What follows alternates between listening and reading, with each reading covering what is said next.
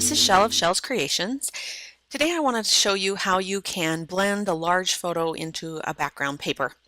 It's one of the techniques that I like to use when I'm scrapping. I really enjoy the larger photos, using bigger photos. I know that someday I may have trouble seeing and I want to be able to see my photos. So a lot of the time I will have a larger photo that I think is going to work well in the background of a layout, and so I want to show you how you can do that today. I am in Photoshop Elements version 9. I probably need to update soon so that I have the more current version, but these techniques will work in anything 9 or sooner. Um, Also, there's a little bit of workarounds that I can explain if you're in one of the earlier versions of Photoshop Elements. And the kit that I am working with today is called In the Pool. I have a series of kits this summer that are places that we go and things that we do in the backyard, at the park, in the pool, and then I have more coming. In the pool kit, in each of my summer kits, in addition to the kit, I also have some little people. I have a little people collection that has all the parts so that you can create someone that looks just like the people in your family, or any of the kids in your neighborhood, something that you want to create your own, put in hairstyles and skin tones and facial expressions and eyes and freckles and anything together to create the kid that you want. And then each of these kits have a little people part that goes with them that includes accessories and clothing that match in the colors of the kit and that fit with the theme of the kit. Okay, so let's start with this photo. This is a photo that my daughter took of herself underwater. She's definitely the photographer in the family. She takes tons of pictures. And she was playing with the underwater camera and again taking pictures of herself, and this is one of my favorites. And so we're going to use that one and this paper.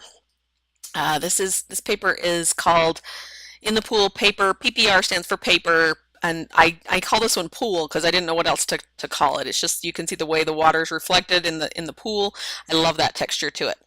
Okay, so let's go ahead and take this photo of her and drag it down onto that paper. Now, if you're using, some versions of Elements will not let you drag down, some will not let you drag up.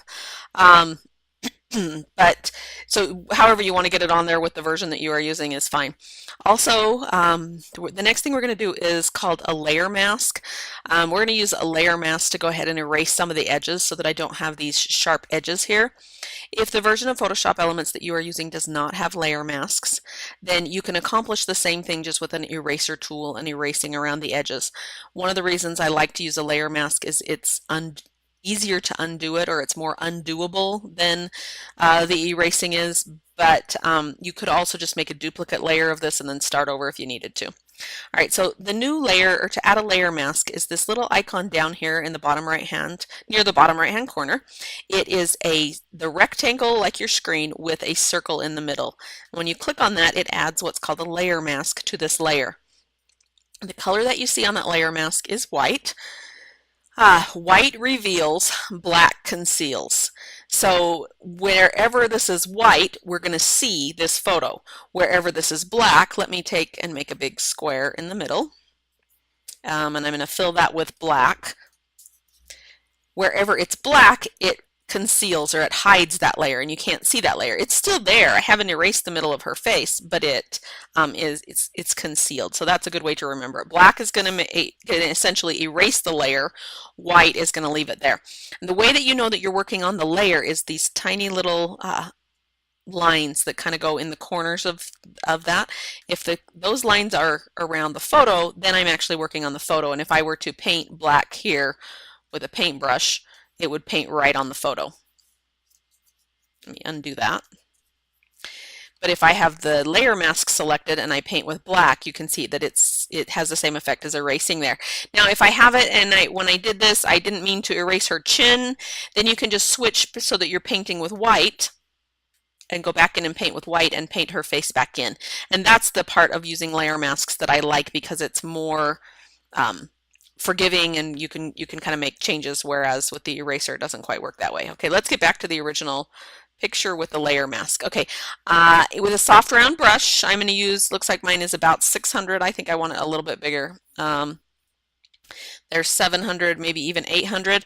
I know I want this edge down here to disappear. Okay, I just painted and nothing happened. So if you have that happen and you're frustrated, it probably means you're painting with the wrong color. Sure enough, my foreground color is white right now, so that's the wrong color. You can use the X key. That will exchange the foreground and background colors. X just switches them back and forth. Now I'm going to paint with black. Yeah, there we go. I want to erase the hard edges of the photo because I don't want them to show. And then once I finish with that, I don't really like, she was aiming the camera up towards the sky at her face, I think. And so I'm not a fan of the super light over here, kind of the white. And so I'm going to go in and erase just a little bit more. I might even erase some of her hair here because I want to get rid of that white. But I don't mind a soft edged on it. I don't mind it kind of blending in just a little bit. There we go, something like that.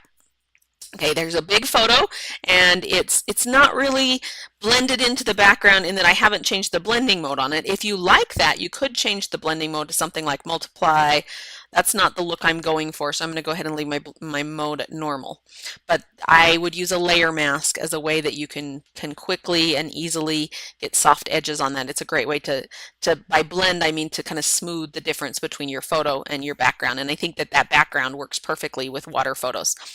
Looks like the only thing left is to go ahead and put the rest of our layout together. And so let's select all of these layers and go ahead and drag this onto